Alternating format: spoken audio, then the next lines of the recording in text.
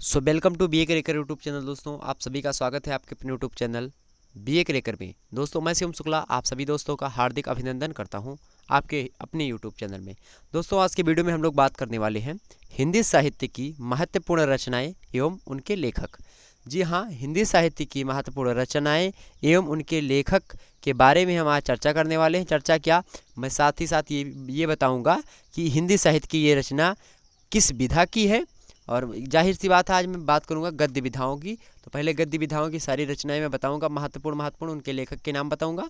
उसके बाद में जो है किसकी काव्य पे हम आएंगे। तो अभी गद्य की सीरीज चल रही, तो ये जो है पार्ट एक, उसका पार्ट एक ये है, मतलब भाग एक है। ठीक, इसके बाद में भाग दो, भाग तीन, इसी प्रकार से जब तक सारे प्रमुख महत्वपूर्ण रचनाएं खत्म नहीं हो जाती तब तक आपका करवाएंगे हम। ठीक, तो ध्यान रखिएगा दोस्तों। आइए बात करते हैं आज हम वासुदेव शरण अग्रवाल के कुछ निबंध संग्रह पर, और उसके बाद में कन्हैयालाल मिश्र प्रभाकर। तो ये दो स्लाइड हमने इंक्लूड करी है, और दो स्लाइड में हम बात करेंगे। पहली स्लाइड में वासुदेव शरण अग्रवाल और दूसरी स्लाइड में हम बात करेंगे कन्हैयालाल मिश्र प्रभाकर के बारे में। आइए दोस्तों देखते हैं। तो देखिए दोस्तों, जो वासुदेव शरण अग्रवाल जी हैं, इन्होंने निबंध बहुत सारे लिखे हैं। ये एक निबंधकार हैं, और जाहिर सी बात है निबंधकार है तो क्या लिखेंगे दोस्तों, निबंध लिखेंगे। और ये ध्यान रखिएगा, ये जो यहाँ पे एक शब्द आपको ज़्यादा जो है क्या करेगा, मतलब डराएगा, जैसे कि निबंध संग्रह है। तो ये समझ में नहीं आता स्टूडेंट को कि निबंध संग्रह होता क्या आखिरकार में। निबंध दोस्तों वो चीज़ होती है, मतलब किसी चीज़ को, किसी वस्तु को, किसी पर्टिकुलर वस्तु पर, किसी पर्टिकुलर स्थान पर एक निबंध लिखा जा सकता है, मतलब एक लेख लिखा जाए और वो उसको साहित्यिक दिशा प्रदान की जाए साहित्यिक कवियों या साहित्यिक लेखकों के द्वारा।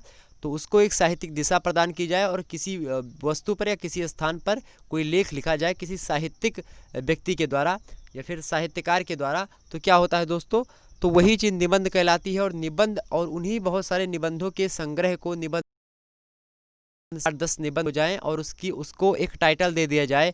जैसे कि मैं YouTube पे वीडियो डालता हूं, तो YouTube पे बहुत सारी वीडियो हैं और 10-15 वीडियो की एक प्लेलिस्ट होती है। देख लीजिएगा कि BA first year all subject, तो उसमें 5-6 वीडियो 10 वीडियो पड़ी होंगी। या BA फर्स्ट ईयर सोशियोलॉजी 2020, तो उसमें 10 वीडियो पड़ी होंगी। तो ये क्या है, प्लेलिस्ट जो है ये निबंध संग्रह हैं, और जो एक एक वीडियो है वो निबंध है। कहने का आशय ये है यहाँ से निबंध से। ठीक, तो समझ चुके होंगे आप लोग शायद। तो देखिए दोस्तों, वासुदेव शरण अग्रवाल ने बहुत सारे निबंध संग्रह लिखे हैं, तो ये बहुत बड़े निबंधकार हैं। अगला प्रश्न देखिए दोस्तों, तो पहला निबंध का संग्रह इनका है पृथ्वीपुत्र। दोस्तों पृथ्वीपुत्र जो है निबंध संग्रह इनका क्या है, इनका निबंध संग्रह किसका, वासुदेव शरण अग्रवाल का। भारत की एकता निबंध संग्रह ही है वासुदेव शरण अग्रवाल का ही। वाग्धारा इसके अतिरिक्त इन्होंने लिखा, कल्प वृक्ष, वाग्धारा, माता भूमि, कल्पलता, कला और संस्कृति, और इसके बाद में राष्ट्र का स्वरूप। इतने निबंध संग्रह इनके हैं दोस्तों, ध्यान रखिएगा। फिर से एक बार, वासुदेव शरण अग्रवाल के निबंध संग्रह पृथ्वीपुत्र, भारत की एकता, वाग्धारा, कल्प वृक्ष, माता भूमि, कल्पलता, कला और संस्कृति, राष्ट्र का स्वरूप। इसके अतिरिक्त उन्होंने शोध प्रबंध भी लिखा जिसका टाइटल है पाणिनि कालीन भारत। पाणिनि दोस्तों एक जो है जो थे उनके द्वारा, पाणिनि के द्वारा क्या दिया गया था, जो संस्कृत के अक्षर हैं, संस्कृत के जो वर्ण हैं उनको दिया गया था। ठीक, तो यही पाणिनि वो हैं। उस समय के जो भारत है उसके बारे में इसमें चर्चा की गई। तो शोध प्रबंध है ये एक, और किसके द्वारा रचित है, तो वासुदेव शरण अग्रवाल के द्वारा रचित है दोस्तों। इसके अतिरिक्त इन्होंने रेखा चित्र भी लिखा, और रेखा चित्र इन्होंने नहीं लिखा है, ये कन्हैयालाल मिश्र प्रभाकर का है, जिंदगी मुस्काई। आगे चलते हैं, इनके बारे में बात करेंगे हम, कन्हैयालाल मिश्र प्रभाकर के बारे में। ठीक, और इसका स्क्रीनशॉट ले लीजिए वासुदेव शरण अग्रवाल का। चलिए आगे बढ़ते हैं। अगले हैं दोस्तों कन्हैयालाल मिश्र प्रभाकर, उपनाम प्रभाकर। देखिए दोस्तों, जिंदगी मुस्काई इनका रेखा चित्र है। और रेखा चित्र दोस्तों एक ऐसी विधा होती है, हिंदी साहित्य की गद्य विधा है ये, और हिंदी साहित्य की एक ऐसी गद्य विधा है जिसमें जो है कम शब्दों में बहुत ज़्यादा बातें कह दी जाती हैं। जैसे एक त्रिभुज को त्रिभुज लिख के नहीं, त्रिभुज बना के दर्शाया जा सकता है। एक चतुर्भुज को चतुर्भुज लिख के नहीं, चतुर्भुज बना के दर्शाया जा सकता है। ठीक उसी प्रकार से अगर त्रिभुज नहीं लिखना है, त्रिभुज के सिंबल के अकॉर्डिंग दिखा जा सकता है।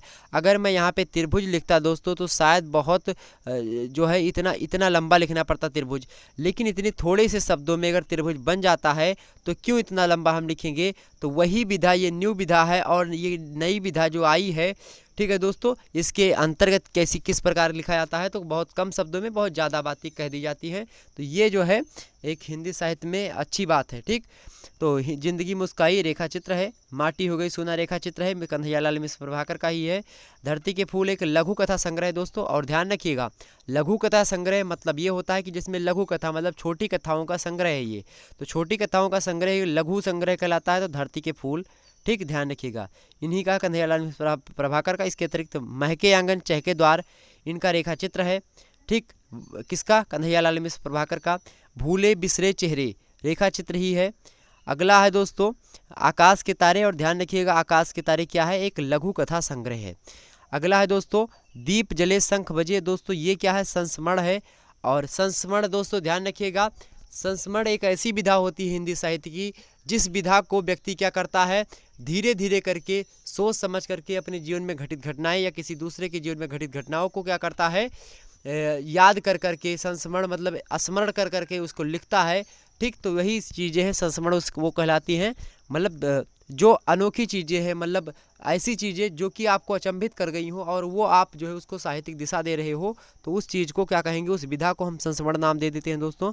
तो दीप जले शंख बजे संस्मरण है कन्हैयालाल मिश्र प्रभाकर जी का।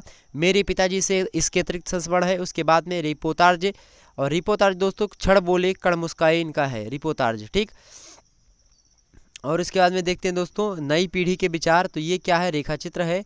ठीक, और बाजे पहलिया के घुंघरू इससे अतिरिक्त है। ये एक ललित निबंध है दोस्तों। इससे सिद्ध होता है कि ये एक निबंधकार भी थे। और कैसे निबंधकार? तो ललित निबंधकार थे। ठीक, वैसे बड़े स्तर पे नहीं, लेकिन हाँ ये एक अच्छे निबंधकार थे। कौन? कन्हैयालाल मिश्र प्रभाकर।